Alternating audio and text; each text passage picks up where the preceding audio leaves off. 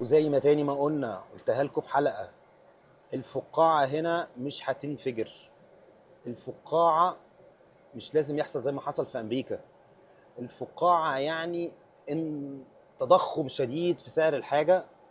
ممكن تفضل كده الفقاعة فترة، مش لازم تنفجر. يعني ممكن يحصل حالة هدوء، زي ما بيقولوا ايه، يعني معالجة للفقاعة دي ان هي تهدى شوية او تنخفض شوية او تكش شوية. لكن حصلت، وحصلت في امريكا، وحصلت في الامارات، وزي ما قلنا حصلت في الصين وفي اليابان وغيرها.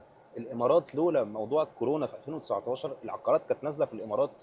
وده من معرفه حد قريب جدا مني في اسرتي، كان عنده عقار في الامارات، وصل نزول السعر لحوالي 40%.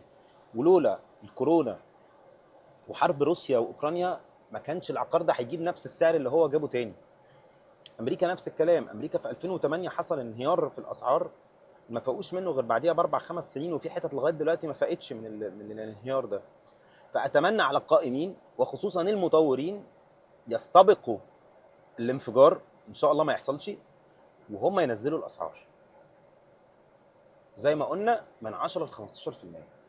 حلوين قوي، وهم عارفين الكلام ده كويس قوي. والصيع اللي فيهم هيعملوا كده، هتلاقيهم فجاه كده بيعمل لك تسهيلات اضافيه، خصم. بقينا ابتدينا نسمع عن الكاش ديسكاونت كتير قوي. كاش ديسكاونت ازاي وانت لسه هتسلمني كمان 4 سنين وهتقسط لي؟ يعني هم حاجتين عكس بعض. هو ازاي كاش ديسكاونت وازاي في نفس الوقت هستلم بعد 4 سنين وهقسط؟ بس بيقول لك كاش ديسكاونت، كاش ديسكاونت بس تقسط على 4 سنين. طب ازاي؟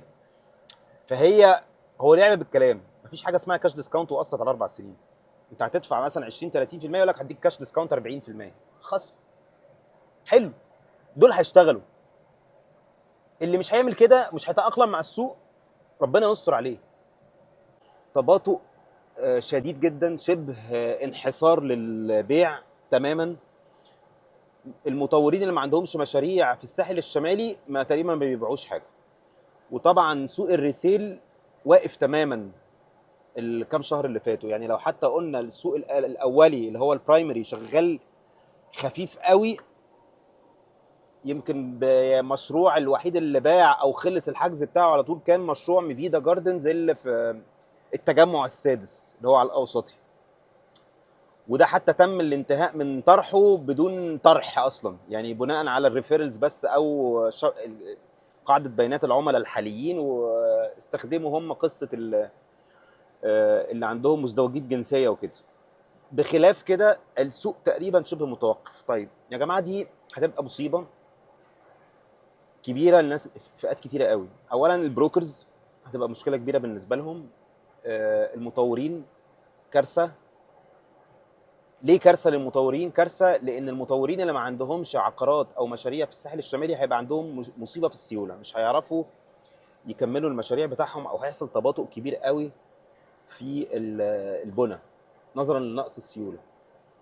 احنا شفنا التباطؤ ده حصل في كذا بلد قبل كده، ومش عايز اكون نذير شؤم يعني، بس اليابان حصل فيها ركود عقاري او انفجار للفقاعه العقاريه من 91 لغايه تقريبا 2015 2017، يعني حوالي دخلوا في حوالي 30 سنه. الصين من 2016 17 في حاله ركود اقتصادي او في حاله ركود عقاري، وفي مطورين كتيره فلسوا، اشهرهم شركه ايفر جرين العملاقه من اكبر شركات العقارات في العالم.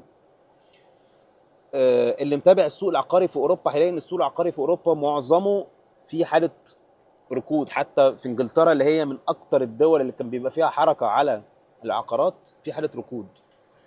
طيب الركود ده ليه اسباب كتيره قوي، اهمها زياده الاسعار وانخفاض الطلب وحاله الترقب اللي احنا بقينا عايشين فيها. حاله الترقب دي بسبب الظروف السياسيه والاقتصاديه اللي احنا عايشين فيها، فالناس دلوقتي بقت محرصه جدا. ودي تبص عليها هتعرفها لما تبص على الذهب اللي زاد بنسبه حوالي 70 80% اخر سنتين ثلاثه. ده بسبب كده، بسبب حاله الريسك او حاله الخطوره اللي احنا بقينا عايشين فيها. الحلول ايه؟ الحلول الناس بتتكلم فيها بقالها سنين. انا برضو متحيز شويه لبعض الخبراء اللي بيتكلموا عن الحلول عشان انا بثق في كلامهم، وكلامهم اثبت مصداقيته. لازم يتعمل صناديق استثماريه، وخصوصا صناديق استثماريه تبقى في البورصه او خارج البورصه. الصناديق الاستثماريه دي تستثمر في العقارات المغلقه وتاجرها وتشغلها. لازم العقارات تشتغل. ما ينفعش نحط كميه المليارات والتريليونات دي في بعض الاحيان في خرسانه وطوب احمر وما بيتحركش ولا يدر عائد. واتكلمنا قبل كده ان احنا عندنا مشكله النهارده في الغرف الفندقيه، فلازم القطاع الخاص يخش يستثمر في الحته دي. لو ما حصلش كده هتحصل كارثه، خصوصا مع دخول الشقق الايجار القديم. توقعوا الفتره اللي جايه دي هيبقى في خلوات كتيره وناس كتيره هتوصل لتفاهمات مع اصحاب العقارات الاصليه المستاجرين عشان خاطر يخرجوا، حتى لو بمراديه صغيره بس هيخرجوا. وفي ناس غصب عنها عشان هي اصلا عندها عقارات تانية هتسيب الشقق دي. الحكومه عندها داتابيز، عندها قاعده بيانات فيها كل المعلومات، فاللي هيطرح في السوق هيبقى كتير. بالنسبه للاقاليم انا ما اظنش ان هيحصل اي حاجه في الاقاليم. الاقاليم بالعكس، الاقاليم اصلا عليها طلب زياده والمعروض قليل جدا. يعني اللي راح المنصوره او طنطا او اسكندريه او بورسعيد او الاسماعيليه هيعرف ان الحتت دي كلها التطوير العمراني فيها قليل. وده يمكن بقى هو اللي هيبقى مستقبل المطورين. المطورين لازم يخرجوا بره القاهره والجيزه او القاهره الكبرى ويبتدوا يعملوا مشاريع تطوير هناك. الحتت دي ناقصها تطوير كتير قوي، وللاسف التطوير هناك منحصر على الحكومه او على الدوله بشكلها الرسمي. دي هتبقى فرصه كبيره للمطورين، لازم يبتدوا يعملوها. وفي بعض المطورين عملوا كده، يعني اللي متابع هيعرف مثلا بالم هيلز ليهم مشروع في اسكندريه وبعض المطورين الاخرى ليهم مشاريع بره القاهره، بس ده اللي انا فاكره. غير كده هتبقى مشكله. خلاص حصل زي ما بالسوق ما بيقول، في حصل تشبع، حاله تشبع زياده قوي في السوق المصري، وخصوصا في سوق القاهره الكبرى. الكومباوندات الاهالي هيحصل فيها ركود، مش هيحصل فيها انخفاض بس هيحصل فيها ركود زي ما قلنا عشان خاطر الشقق الايجار القديم اللي هتطرح الفتره اللي جايه المقفوله. زائد ان الطلب اصلا مش كبير قوي على شقق الاهالي جوه وسط القاهره، يعني معظمهم معاشات او موظفين، فالطلب مش كبير قوي. مع ان انا شخصيا بحب السكن جوه القاهره لاسباب كتيره بقى يطول شرحها. بس رجوعا، الكومباوندات تباطؤ شديد. الساحل الشمالي ما زال عليه طلب، وانا اتوقع طرح مدن هيحرك الدنيا شويه، ممكن يخلق طلب على القرى اللي حوالين راس الحكمه. يعني شركه مدن اللي هي المطور بتاع راس الحكمه، الشركه الاماراتي، بمجرد اعلان المشروع بتاعهم في خلال الاسبوع 10 ايام الجايين، هو المفروض الميعاد المزمع يوم 15 او يوم 20/7 هيطرحوا المرحله الاولى اللي هي حوالي 2000 فدان.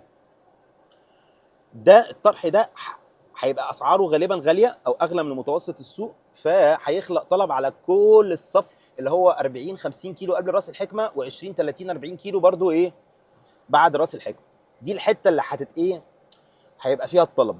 طبعا الساحل الطيب اللي هو من اول العجمي لغايه مارينا، انا ما اظنش ان هيحصل فيه اي تحركات. في حاله ركود وحاله هدوء، موجه لفئه معينه من الشعب، المتوسط او فوق المتوسط حاجه بسيطه. وبعد كده عندك الساحل اللي هو بنقول عليه الشرير، اللي هو بعد مارينا او بعد مدينه العلمين الجديده لغايه بعد الضبعه، كل ده الساحل الشرير. بعد كده بقى الحته بتاعت راس الحكمه اللي احنا اتكلمنا عليها بقى، دي اللي هي ايه بقى فوق الشرير، اللي هو بقى الماظه ومرسى باغوش وسيدي حنيش والحتت دي كلها، زائد راس الحكمه. فالساحل هيفضل في حركه وهيزيد عليه الحركه، بس مين المستهلك؟ هو نفس المستهلك اللي كان بيشتري قبل كده، اللي هو مستهلك المصري اللي عايش بره مصر، والمستثمر الاجنبي بشكل خاص الخليجي. وبيتهيألي راس الحكمه ممكن يعني تغطي جزء من طلب كمان اوروبي. ممكن نلاقي طلب اوروبي من الناس اللي بيدوروا على المعاشات او الناس اللي بيدوروا على سكن للمعاش او الريتايرمنت من اوروبا ومن امريكا، نظرا لجوده الحياه في مصر. جوها مناسب جدا، والمشروع طبعا هيبقى مشروع كبير جدا. زي ما قلنا هيبقى بيتقارن بنيس وكان والريفيرا الفرنش او الريفيرا الايطالي او الريفيرا التركي. كلهم بحرهم متميز جدا وبيمتازوا بالخدمات قبل اي حاجه. احنا بقى جونا احلى كمان، عشان احنا جونا هيبقى طول السنه حلو. فدي توقعاتي للساحل. المقاولين او فئه المعمار والمقاولين طبعا هيتاثروا، بس هم عندهم قدره على ان هم يادبتوا او ان هم يتطوروا او يتاقلموا مع الظروف دي، فهيتجهوا للساحل. مشروع راس الحكمه هيجذب جزء كبير قوي من العماله المصريه انها تشتغل هناك. فانا مش قلقان على الحته دي، انا قلقان من المطورين اللي ممكن يحصل لهم ديفولتس، او المطورين اللي ممكن يفلسوا او يحصل لهم مشاكل ماليه ما يقدروش يكملوا المشاريع بتاعتهم. ربنا يستر. اتمنى ما يحصلناش زي اليابان اللي قعدت 30 سنه. مش هيحصل طبعا، ولا زي اليابان ولا زي الصين، عشان هم كمان عندهم مشكله ديموغرافيه، احنا ما زلنا بنولد وبنخلف. بس المشكله الفئه اللي بيحصل فيها زياده في السكان هي الفئه المتوسطه والاقل من المتوسطه، فدول ما عندهمش القدره الماليه ان هم يشتروا في العقارات دي. فزي ما كان احد الخبراء بيقول 10 15% نزول في السعر هيبقى مناسب جدا، ولازم تبقى خطوه استباقيه عشان ما يحصلش الانهيار اللي اعلى من كده، اللي هو ممكن يبقى بقى بنتكلم في 25 و30% في بعض المشاريع. ربنا يستر.